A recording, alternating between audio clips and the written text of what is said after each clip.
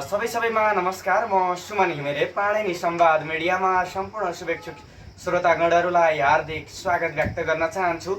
आज भने म यही हाम्रै क्षेत्र अर्थात् पाणिनी गाउँपालिका वडा नम्बर 4 निगाली देउराली बजारमा उपस्थित भएर हजुरहरू समक्ष उपस्थित भएर केही कुराकानीहरू गर्ने अपेक्षा सहित यहाँ उपस्थित छु।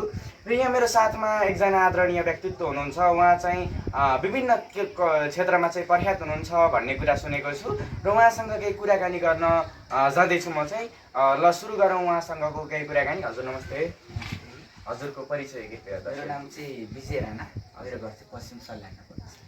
हजुर, यसै गरी चाहिँ तपाईँ यस वास्तविकता के भन्दाखेरि यहाँ देउराली बजारमा म उपस्थित हुँदै गर्दा तपाईँ चाहिँ धेरै टाढाबाट यहाँ आउनुभएको र यहाँ तपाईँसँग विभिन्न कलाहरूबाट तपाईँ प्रख्यात हुनुहुन्छ भन्ने सुनेको थियौँ। खास के हो त, तपाईँ कुन कुन क्षेत्रमा चाहिँ प्रख्यात हुनुहुन्छ? खास गरी भन्नुपर्दा चाहिँ म प्राविधिक क्षेत्रहरूमा काम गरिरहेको छु। हजुर, पक्कै पनि अब इन्टरनेट सबैतिर पनि आइसकेको छ, भिडियोहरू आइरहन्छ होइन। कतिपय चाहिँ लगभग अब महिनामा एकचोटि, हप्तामा एकचोटि लगभग भिडियोहरू प्रशासन भइरहेको हुन्छ। पक्कै पनि मिडियाहरूमा देश विदेश धेरै क्षेत्रबाट हेर्नु भएको छ होइन। कतिपयले पानी जहाज बनाएको पनि हेर्नुभएको छ होला, प्लेन रोबोटहरू बनाएको, बमहरू बनाएको, मिसाइलहरू बनाएको। योभन्दा अगाडि पनि धेरै क्षेत्रहरूमा हामी पानी जहाजहरू चलाएर लन्च गरिरहेका छौँ, मान्छेहरू पनि चलाइरहेका छौँ, पर्यटन क्षेत्र पनि बनाइरहेका छौँ।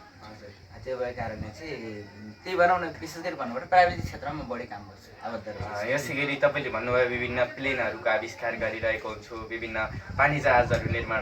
तपाईँले चाहिँ आफ्नो व्यक्तिगत अनुभवबाट चाहिँ यी कुराहरू सिक्नुभयो कि तपाईँले कुनै क्षेत्रको अध्ययन अध्यापनबाट यस कला क्षेत्रमा चाहिँ आत्मनिर्भर रहन सक्रिय हुनुभयो?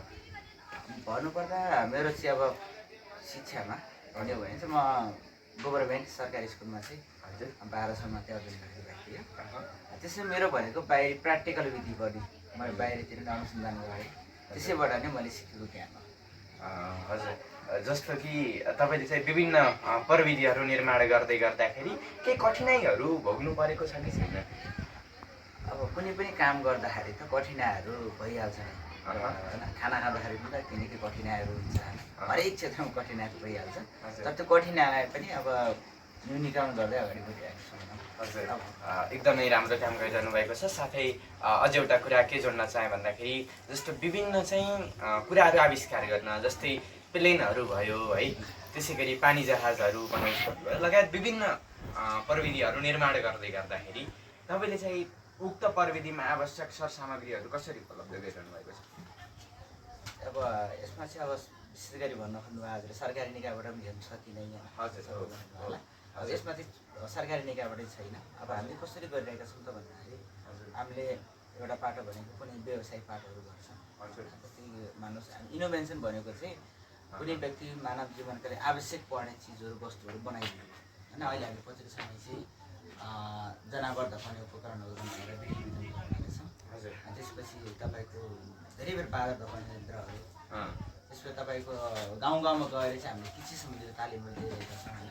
त्यसपछि तपाईँको चाहिँ हामीले विभिन्न क्षेत्रहरू छ, अब सरफ साबुनदेखि उद्योग सम्बन्धीको कुराहरू, चाउचाउ बिस्कुटदेखि सबै हामीले आफै नै निर्माण गरेर विद्यार्थीहरूलाई पनि सिकाइरहेका छौँ र विद्यार्थीहरूलाई नै लिएर नै हामीले चाहिँ गरिरहेका छौँ। अब यो चाहिँ पक्कै पनि मिडिया युट्युबमा पनि देख्न सक्नुहुनेछ। त्यति खोज्नु तपाईँलाई चाहिँ हेर्नै मन लाग्यो भने चाहिँ हाम्रो नवप्रवर्धन विकास केन्द्र भन्ने छ, त्यहाँ गएर पनि हेर्न सक्नुहुनेछ। हामीले भर्खरै मात्र यहीँ रूपन्देही जिल्लामा पनि लागू गरेका छौँ। हजुर, धेरैभन्दा धेरै धन्यवाद आदरणीय व्यक्तित्वप्रति। उहाँ चाहिँ एउटा विभिन्न कला प्रविधिका क्षेत्रहरूमा प्रख्यात रहँदै विभिन्न हवाईजहाजहरूबाट लिएर विभिन्न पानी जहाजहरू, विभिन्न कृषि सम्बन्धी तालिमहरू, विभिन्न चाहिँ उद्योग कल कारखानाहरूलाई कसरी चलाउने, के क्षेत्रमा चाहिँ आफू लागेर चाहिँ कृषि अथवा चाहिँ औद्योगिक क्षेत्रमा कसरी अगाडि बढ्ने भन्ने कुराहरू उहाँहरूले तालिम दिँदै पनि आइरहनु भएको छ। विभिन्न चाहिँ कला जस्तै विभिन्न प्रविधिहरू पनि निर्माण गर्दै अगाडि बढिरहनु भएको छ।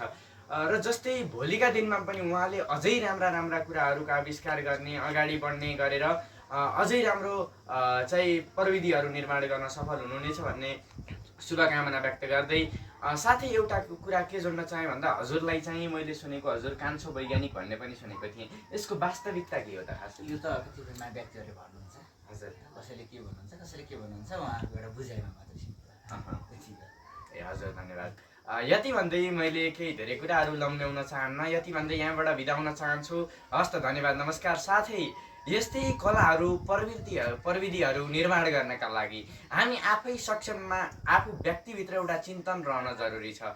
जसै गरी दाइले चाहिँ विभिन्न प्रविधिहरू निर्माण गरिरहनु भएको छ, अध्यापन गर्दै अगाडि बढ्दै जानुभएको, जुन एउटा प्रविधिलाई पनि निर्माण गर्ने अध्यापन पनि गर्दै अगाडि बढ्नुभयो र आज चाहिँ एउटा निश्चित ठाउँमा बसेर निश्चित क्षेत्रमा लागेर चाहिँ उहाँले एउटा विभिन्न प्रविधिहरूको निर्माण गर्दै अगाडि बढिरहनु भएको छ।